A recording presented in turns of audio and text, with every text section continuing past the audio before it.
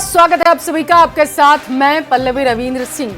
मरधुरा में महिलाओं को वोट बढ़ाना एक बड़ा फैक्टर होता है। जिस चुनाव में महिला मतदान बढ़ा उसी चुनाव में सत्ता भी बदल गई।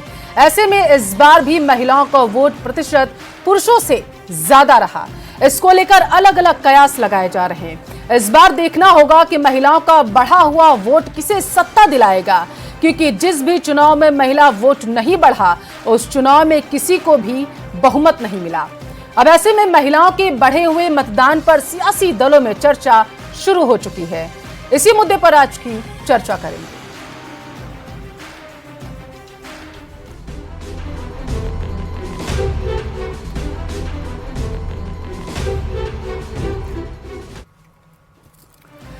और चर्चा में हमारे साथ मेहमान जुड़ चुके हैं। बीजेपी प्रवक्ता एकता अग्रवाल जी हमारे साथ जुड़ चुकी हैं और कांग्रेस से अपना पक्ष रखने के लिए अनुश्री शर्मा है। चंद्रमुखी रेपसवाल आम आदमी की प्रवक्ता हैं और वरिष्ठ पत्रकार हमारे साथ हैं डॉक्टर मिथिलेश जैमिनी। बहुत बहुत स्वागत है आप सभी मेहमानों का। और चर्चा की शुरुआत मैं कांग्रेस से करना चाहूंगी, यानी कि अनुश्री जी आपसे, क्योंकि सत्ता में आप लोग हैं और बड़ी आस लगाए बैठे हुए हैं कि इस बार राजस्थान की जनता रिवाज कायम नहीं रखेगी बल्कि तोड़ देगी। लेकिन जिस तरीके का मतदान हुआ है, महिलाओं ने अपनी हिस्सेदारी बखूबी निभाई है, बढ़ चढ़कर मतदान किया है। कांग्रेस को क्यों लग रहा है कि महिलाओं ने जो वोट किया है वो कांग्रेस के पक्ष में किया है? जी, निश्चित तौर पे महिलाओं ने जो भी वोट किए हैं वो कांग्रेस को इसलिए किए हैं क्योंकि जब हमने 5 साल शासन किया है उसमें जो हमारी योजनाएं रही हैं, चाहे आप जन आधार कार्ड में महिलाओं को मुखिया बनाने की बात ले ले, चाहे 40 लाख महिलाओं को मोबाइल वितरण की बात ले ले, चाहे छात्राओं को छात्रवृत्ति की बात ले ले, चाहे बेटियों के जन्म पर उन्हें शिक्षा के लिए उनको जो छात्रवृत्ति या जो भी पैसे दिए जाते हैं उनकी बात ले ले, तो कांग्रेस पार्टी का रुख शुरू से महिलाओं को आत्मनिर्भर बनाने का रहा है। और जिस तरीके से हमारी गारंटी आई है उसमें भी हम गृह लक्ष्मी गारंटी दे रहे हैं और जिस तरीके से हमारी योजना है तो महिलाएं अपने आप को सुरक्षित भी महसूस कर रही है और इसके साथ साथ महिलाओं को एक आत्मनिर्भरता भी महसूस हो रही है कि हम खुद भी कुछ कर सकते हैं। इसलिए महिलाओं का प्रतिशत आगे निकला है और निश्चित तौर पर कांग्रेस की ही सरकार बनेगी। कांग्रेस की सरकार बनेगी, गारंटी के बल पर कांग्रेस जो है वो कहती हुई नजर आ रही है। एकता अग्रवाल जी आपके पास आते हुए, गारंटी के बल पर सीएम अशोक गहलोत ने भी कहा कि सरकार जो है कांग्रेस की ही बनेगी। बीजेपी अपने पक्ष में इसे होते हुए क्यों देख रही है? देखिए, जिस प्रकार से इतिहास गवाह है कि 9.5 साल के शासन के कार्यकाल में केंद्रीय सरकार ने, भारतीय जनता पार्टी और हमारे देश के यशस्वी प्रधानमंत्री आदरणीय मोदी जी ने जिस प्रकार से महिला सशक्तिकरण की दिशा में काम किया, जिस प्रकार से महिलाओं के दर्द को समझा, उनके बारे में चिंता की, ये इतिहास के पन्नों में दर्ज होने वाला है। और हमने देखा किस प्रकार से भारतीय जनता पार्टी के शासनकाल में 9.5 वर्षों में किस प्रकार से हमने महिलाओं के दर्द को समझते हुए उज्ज्वला को देने का काम किया, शौचालय देने का काम किया। कमाल की बात है, जब आप लोग प्रदेश में जाते हैं तो हमेशा 9.5 वर्षों का जिक्र क्यों करते हैं? ये जिक्र क्यों नहीं करते हैं कि वसुंधरा राजे भी सीएम रही थी, उनके कार्यकाल का भी जिक्र करिए आकर के, तो बातचीत बनेगी ना। राजे जी के कार्यकाल में भी बहुत सारी योजनाएं हमने दी थी। आपने देखा किस प्रकार से हमने भामाशाह दी थी, महिलाओं की चिंता करते हुए बहुत सारी योजनाएं दी थी। और आप देखिए मोदी जी के कार्यकाल में जिस प्रकार का काम हुआ, 83 लाख यहाँ पे शौचालय देने का काम किया गया, 20 लाख निवास देने का काम किया। उस आवास का जो मालिकाना हक था वो भी महिला मुखिया बनाया गया। और यहाँ तक कि कोरोना काल की, ठीक है, मैं आपके पास आऊंगी। अब मैं डॉक्टर मिथिलेश के पास जाना चाहूंगी, क्योंकि मिथिलेश जी मैं आपसे सियासी समीकरण समझना चाहती हूँ। क्योंकि बीजेपी जब भी किसी प्रदेश में चुनाव लड़ने के लिए उतरती है तो हमेशा पीएम मोदी के चेहरे पर उतरती है और केंद्र की योजनाओं को प्रदेश में भुनाने की कोशिश करती है। ऐसी बात नहीं है कि पहले प्रदेश में बीजेपी का कोई मुख्यमंत्री रहा नहीं होगा।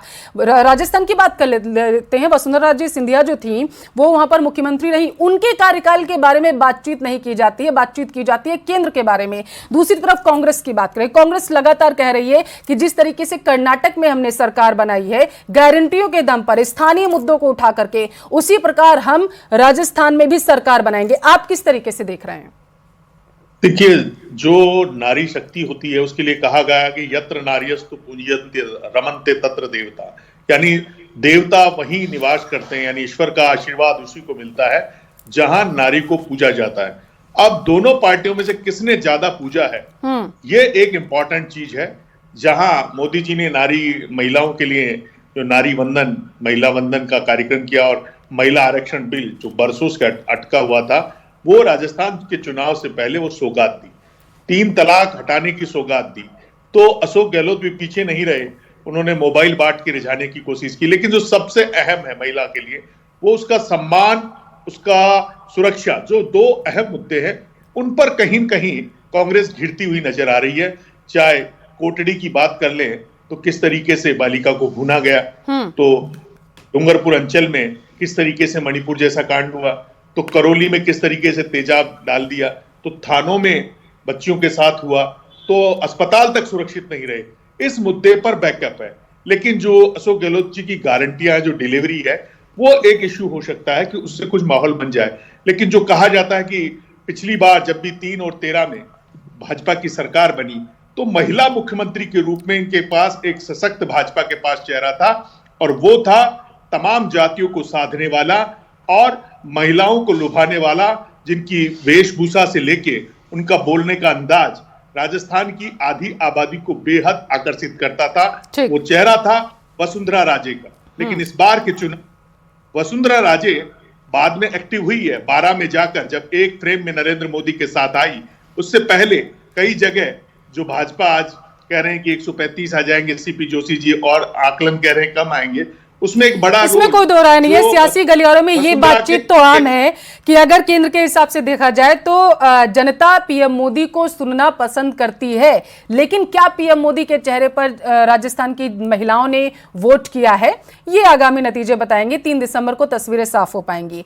अब जब महिलाओं को सशक्त बनाने की बात आती है तो सभी पार्टियां इसमें जुट जाती हैं कि हमने महिलाओं को आगे बढ़ाने के लिए बहुत सारे कदम उठाए, बहुत सारी योजनाएं चलाई गई।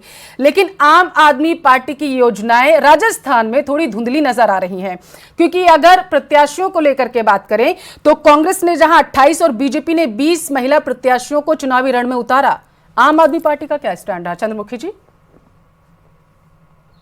पल्लवी जी, देखिए, ये बात से सब लोग बहुत अच्छी तरह वाकिफ हैं कि जिस तरह से आम आदमी पार्टी ने 4 महीने पहले जो संगठन बनाए और जो तैयारियां की थी जोर शोर से, लेकिन कुछ केंद्र की परिस्थितियां बदली और हमारे शीर्ष नेतृत्व को अपना फैसला बदलना पड़ा, तो उस तरीके से हम लोग राजस्थान में चुनाव नहीं लड़ पाए जो हमारी एक्चुअल तैयारी थी।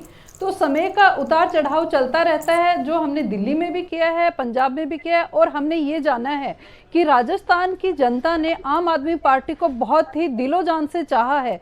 जहां तक हम पहुंचे हैं, लोग हमें यही बोलते हैं कि आप एक बार एक मौका दीजिए, आप आइए तो सही, हम सब आपके साथ हैं। लेकिन हमारी कुछ मजबूरियां रही कि हम सब जगह नहीं पहुंच पाए हैं। और रही बात आज जो हमारा मुद्दा है महिलाओं को लेकर जो चर्चा कर रहे हैं, तो इन्हीं मजबूरियों का हवाला कई राजस्थान की महिलाएं न दे दें, वो कह दें कि अगर आपकी मजबूरी थी तो भैया मजबूरी हमारी भी है। आपने जब हमें आगे बढ़ाने के लिए नहीं सोचा, आपने जब प्रत्याशियों को चुनावी रण में उतारने के लिए नहीं सोचा, तो हम क्यों सोचे? चंद्रमुखी जी, स्थितियां बड़ी बिगड़ सकती हैं फिर आगे जाकर के। खैर, अनुश्री जी, आपके पास आते हुए, सिलेंडर देने की बात की गई सस्ते दामों पर, महिलाओं को सशक्त बनाने की बात कांग्रेस की तरफ से की गई, तमाम योजनाएं कांग्रेस की तरफ से लाई गई हैं। लेकिन जब बीजेपी की बारी आती है तो बीजेपी लगातार सिर्फ एक मुद्दे पर अनुश्री जी हमलावर होती है, और वो होती है महिलाओं पर किए गए अत्याचार। बीजेपी कहती है कि राजस्थान में सबसे ज्यादा महिलाओं पर अत्याचार हुआ है। क्या कहेंगे आप?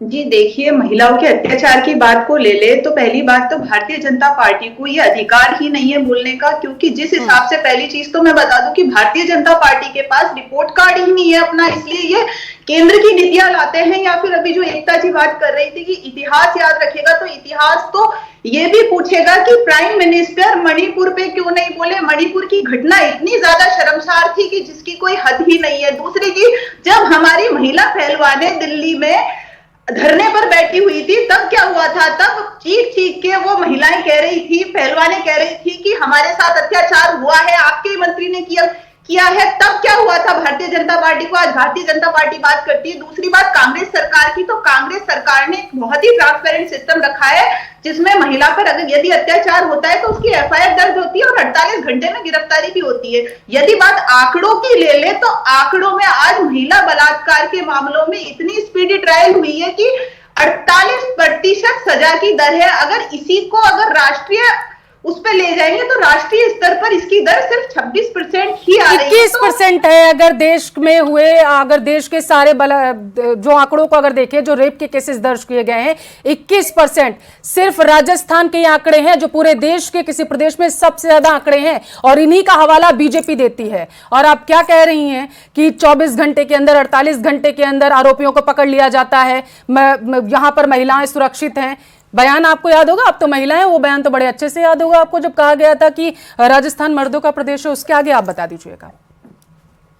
देखिए, मैं वापस यही कह रही हूँ कि यदि सवाल का जवाब वापस तो आप बाद में चली जाइएगा।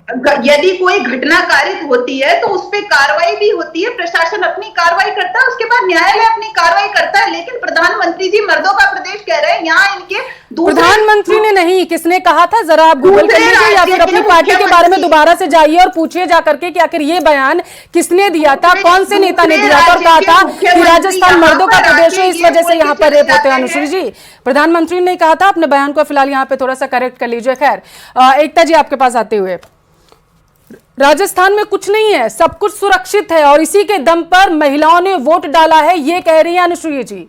टिप्पणी आपकी। देखिए, जिस प्रकार की कांग्रेस प्रवक्ता बड़े बड़े दावे कर रही कि स्पीडी ट्रायल होते रहे, लेकिन फिर भी राजस्थान में 5 साल तक 35,000 से दुष्कर्म की महिलाएं अत्याचार मामले दर्ज हुए, 2 लाख से ज्यादा अत्याचार के मामले दर्ज हुए। और इनके खुद के मंत्री ये भूल गई हैं कि बड़े बड़े अट्ठास करते हुए महिला के विषय में असंवेदनशील बयान उन्होंने दिए कि राजस्थान तो मर्दों का प्रदेश है, जिनको कुछ समय पहले टिकट से भी नवाजा गया है। और इनके खुद के ही मुखिया और राजस्थान के मुख्यमंत्री अशोक गहलोत जी ने बड़े असंवेदनशील से कह दिया कि 56% रेप के जो मामले हैं वो झूठे पाए जाते हैं। तो किस प्रकार से महिला संवेदनशीलता यहाँ पर दिखाई देती है कांग्रेस के शासनकाल में, हम सब ने देखा। पल्लवी जी, आप सोचिए कितनी ही निंदनीय और दर्दनाक विषय है कि 15,000 जो मामले हैं रेप के, वो सिर्फ छोटी बच्चियों के साथ है। आप आंकड़े उठा के देख लीजिए कि राजस्थान में प्रतिदिन 19 मामले जो है वो रेप के और महिला अत्याचार के राजस्थान में पाए गए हैं। और फिर भी ये बात कर रहे हैं स्पीडी ट्रायल। अगर स्पीडी ट्रायल हुए तो उन पर कंट्रोल क्यों नहीं हुआ? और मैं इनसे पूछना चाहूंगी, बड़ी संवेदनशील सरकार बनती है, इन्होंने बड़े बड़े दावे किए महिला सुरक्षा के मामले में, लेकिन वो खोखले साबित हुए। और इन्होंने तो पेपर लीक की घटनाएं होती रही और पेपर लीक के मामले में भी ये रोक नहीं ला पाए, और फिर भी इन्होंने पारदर्शिता के नाम पे महिलाओं के साथ खिलवाड़ किया। आपने देखा किस प्रकार से पारदर्शिता के नाम पे महिलाओं के मंगलसूत्र। ठीक है, जब स्पीडी ट्रायल की बात हो रही है, आपने की है एकता जी, तो अनुश्री जी से पूछ ही लेते हैं, थोड़ा सा आंकड़ा निकाल लेते हैं कि कितने 5 साल में कितने ट्रायल्स जो है वो किए गए हैं, कितने मामले दर्ज किए गए हैं, जरा बताइएगा। 5 साल से आप लोग सत्ता में, बताइए अनुश्री जी। उसके बाद चंद्रमुखी जी आपके पास आऊंगी इसी सवाल का जी। देखिए, मैं बता देना चाहूंगी कि इसमें हमने जो महिला बलात्कार के मामले हैं, इसमें स्पीडी ट्रायल हुई है और 48% सजा का दर है। और दूसरी बात, वो सजा का दर है, आप मुझे ये बताइए कि कितनों को, का काम है, कितने भारतीय जनता पार्टी की ये जो भी दिग्भ्रमित करने वाली बातें, ये नहीं चलने वाली है। महिलाओं, आप मेरी चर्चा में बैठ के मेरे दर्शकों को दिग्भ्रमित नहीं कर सकती हैं। मेरे सवाल का सिर्फ जवाब दीजिए अनुश्री जी, कितने स्पीडी ट्रायल्स आपकी तरफ से करवाए गए? आप मुझे इस सवाल का जवाब दीजिए। बीजेपी का जवाब बीजेपी से मैं ले लूंगी जाकर के, उसकी आप टेंशन मत लीजिए। योजना का भी पूरी तरीके से फायदा उठाया है और कांग्रेस की ही सरकार बनेगी।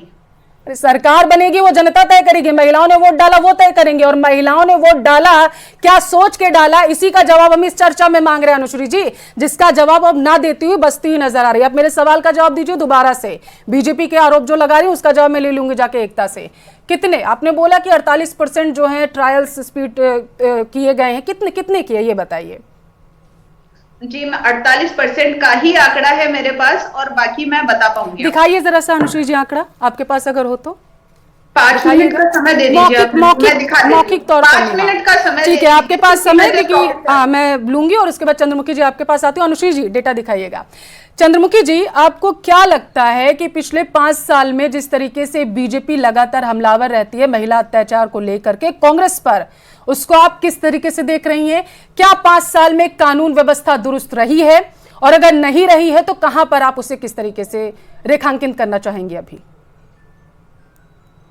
पल्लवी जी, देखिए अभी राजस्थान विधानसभा का जो मेन चुनावी मुद्दा रहा वो महिला सुरक्षा रहा, लेकिन दोनों ही सरकारें, चाहे वो राजस्थान की कांग्रेस सरकार रही हो चाहे केंद्र की भाजपा सरकार रही हो, दोनों की नीयत ना तो महिला सशक्तिकरण की है ना महिला सुरक्षा की है। बात करते हैं महिला सुरक्षा की, तो मैं भारतीय जनता पार्टी की अपनी प्रवक्ता से पूछना चाहती हूँ कि 9.5 साल से सत्ता में भाजपा की सरकार है, तो महिला सुरक्षा को लेकर क्या कानून किए, कितने लोगों को सजा की, मणिपुर जैसी घटनाएं हुई, हाथरस जैसे घटनाएं हुई, महिला पहलवानों के साथ जो हुआ, ब्रजभूषण सिंह आज भी संसद में बैठे हुए हैं। तो ये जो सिर्फ और सिर्फ जो चंद्रमुखी जी, यहाँ विधानसभा चुनाव पर हम चर्चा कर रहे हैं, लोकसभा चुनाव पर नहीं। लोकसभा चुनाव पर चर्चा करेंगे तब आप जवाब दीजिएगा इस बारे में। 9 साल का 9.5 साल का अभी तो जवाब इस पर लेना चाहिए ना कि वसुंधरा राजे सरकार में क्या था और जब से कांग्रेस की सरकार है तब से क्या है। हालांकि अब आप केंद्र में खैर गठबंधन में है तो शायद यही वजह है कि जवाब नहीं दे रही है। गूगल करके मिथिलेश जी के पास जाते हुए मेरी बात पूरी करती हूँ। आप गूगल करके देखिएगा कि वसुंधरा सरकार में भी प्रतिदिन राजस्थान में रेप की 10 घटनाएं प्रतिदिन राजस्थान में हो रही थी। शायद यही वजह रही होगी कि जनता ने उन्हें सत्ता से निकाल दिया। अब कांग्रेस सत्ता में है तो मेरा सवाल यही था कि कांग्रेस सरकार को लेकर के आप किस तरीके से देख रही हैं। आप बार बार जा रही हैं केंद्र सरकार पर। अरे लोकसभा चुनाव नहीं है, विधानसभा चुनाव हुआ और इसमें मध्य प्रदेश जो राजस्थान की जनता है उसने जो है बढ़ चढ़कर मतदान किया। कैसी बात करें। मिथिलेश जी आपके पास आते हुए जल्दी से, क्योंकि समय की भी कमी है मेरे पास, आऊंगी आपके पास। मिथिलेश जी, आप जिस तरीके से देख रहे हैं ऐसा प्रतीत हो रहा है कि ये विधानसभा का चुनाव नहीं हुआ है बल्कि लोकसभा का चुनाव हुआ है, क्योंकि कांग्रेस की बात करें तो वो केंद्र सरकार पर हमलावर, बीजेपी की बात करें तो जैसा मैंने पहले आपसे पूछा वसुंधरा राजे की योजनाओं को ना बताते हुए केंद्र की योजनाएं किस तरीके से प्रभावी रही हैं उन्हें बताया जा रहा है। अब आम आदमी पार्टी की प्रवक्ता को भी आपने सुना, बताइए कुछ मिथिलेश जी। देखिए, जो निश्चित रूप से जो नारी सुरक्षा का मुद्दा है उस मामले में अगर हम कंपैरिजन करें 2018 से पहले का, वो बेटर हर चीज में, रेप, हत्या, बलात्कार, लेकिन कहीं न कहीं अशोक गहलोत सरकार का इस सिस्टम पर पूरा फेलियर रहा। और आप देखिए, बातें तो बड़ी की जा रही है लेकिन हुआ क्या, एक मंत्री पुत्र के खिलाफ प्राथमिकी दर्ज कराने के लिए जो आपकी तरह ही एंकर है उसे दिल्ली की चौखट चूमनी पड़ी। एक जौहरीलाल मीणा जो इनके विधायक थे, इस बार उनका टिकट कट गया, उनके बेटे का रेप का केस था, उसके बावजूद उनको बरी करने की कोशिश की, वो तो कोर्ट की दखल के बाद हुआ। और अशोक गहलोत सरकार का ये कुछ रिवाज ही रहा है। आपको याद होगा कांड जिसमें कितने मंत्री, महेंद्र मलखान सिंह गए और इनके मंत्री स्वर्गीय महिपाल मदेरणा जी गए। इसके अलावा बाबूलाल नागर, उनको भी जेल काट के आनी पड़ी। तो बातें करना एक अलग इशू है, सबसे इंपॉर्टेंट चीज ये है कि आपने डिलीवर क्या किया। अब जब बात की जाए मोदी जी की तो एक्चुअली राजस्थानियों की मेमोरी शॉर्ट होती है और दोनों पार्टियों का जो थिंक टैंक है वो मानता है कि अगर आप करंट इश्यूज को बहुत शिद्दत के साथ उठाते हैं तो हो जाएगा। और शायद यही वजह है कि कांग्रेस कर्नाटक में आए क्योंकि करंट इश्यूज को वहां पर उठाया गया, लेकिन राजस्थान में समीकरण दूसरे हैं क्योंकि राजस्थान में भी कांग्रेस सत्ता में बैठी हुई, बीजेपी चीजों को भुनाने की कोशिश करी। आगे क्या होगा ये देखने वाली बात होगी। फिलहाल अनुश्री जी जुड़ी हुई है क्या हमारे साथ? अनुश्री जी 5 मिनट में खैर डेटा देने वाली थी लेकिन शायद वो हमारे साथ अभी है नहीं। खैर डेटा तो राजस्थान की जो महिलाएं हैं उन्होंने तो ले ही लिया होगा और इसी के दम पर उन्होंने मतदान भी किया होगा जाकर के। बहुत बहुत शुक्रिया आप सभी मेहमानों का इस मुद्दे पर चर्चा करने के लिए। कांग्रेस अपनी गारंटियों के बल पर दम भर रही है इस चीज का कि वो सत्ता में वापसी करेगी और रिवाज इस बार कामयाब नहीं रहेगा बल्कि टूटेगा। लेकिन बीजेपी भी कम नहीं है, बीजेपी खुश हो रही है, गदगद हो रही है केंद्र की योजनाओं के बल पर। दोनों ने ही मुद्दों को भुनाने की कोशिश की है, लेकिन असल किसने भुना दिया है महिलाओं के दिल में जाकर के मुद्दों को, ये 3 दिसंबर को देखिए। बहुत बहुत शुक्रिया आप सभी मेहमानों का और यहाँ वक्त है एक छोटे से ब्रेक।